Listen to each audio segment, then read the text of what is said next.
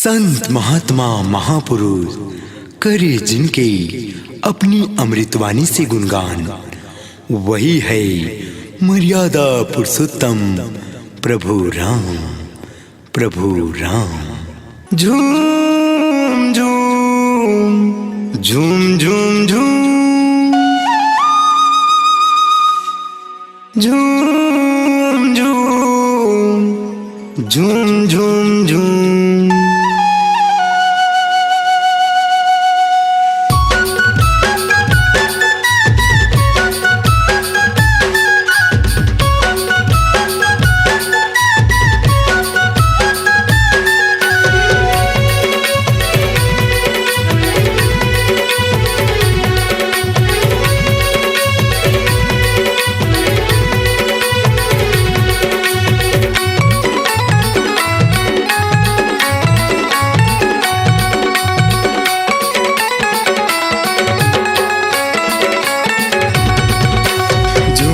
गाओ जी गाना तरी हरी नाना नाना, झूम के गाओ जी गाना तरी हरी नाना नाना।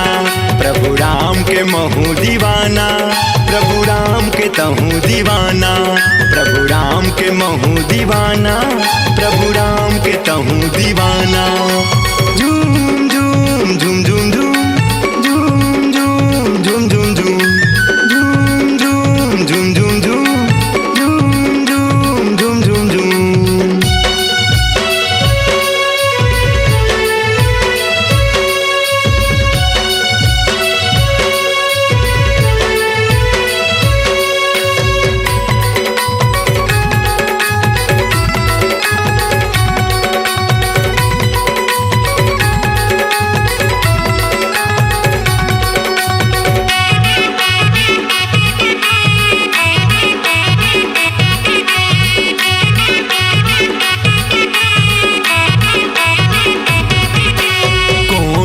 में हका पाहूँ न रख पाहूँ के मैं सरक पाहूँ।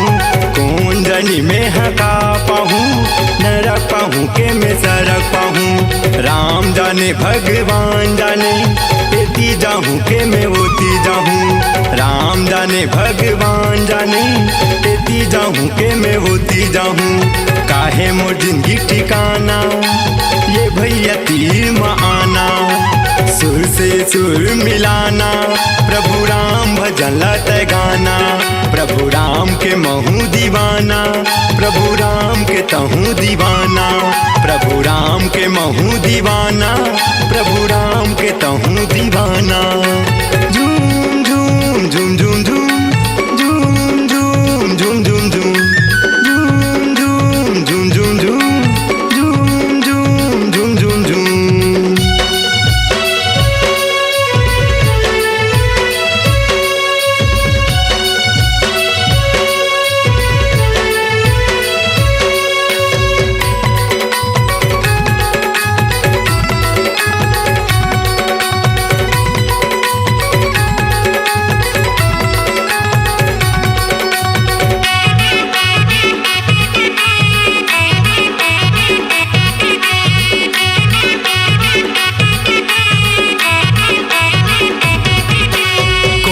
नाचे मतंग होके, कोनो हा उड़े पतंग होके। कोनो हा नाचे मतंग होके, कोनो हा उड़े पतंग होके। कोनो हा जिए मगन होके, कोनो हा मरे जितंग होके। कोनो हा जिए मगन होके, कोनो हा मरे जितंग होके। जिंदगी के रथे जियाना, जिंदगी के रथे जी जाना, नहीं चले काकरो बहाना, सबला है एक दिन जाना।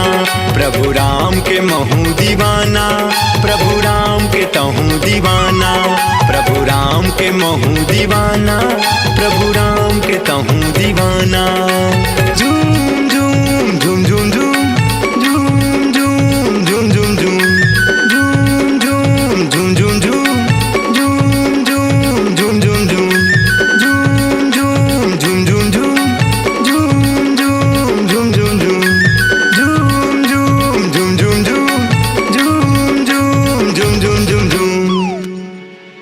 स्वरांजलि स्टूडियो, नेमीचंद गली नंबर 2, गंजपारा, रायपुर।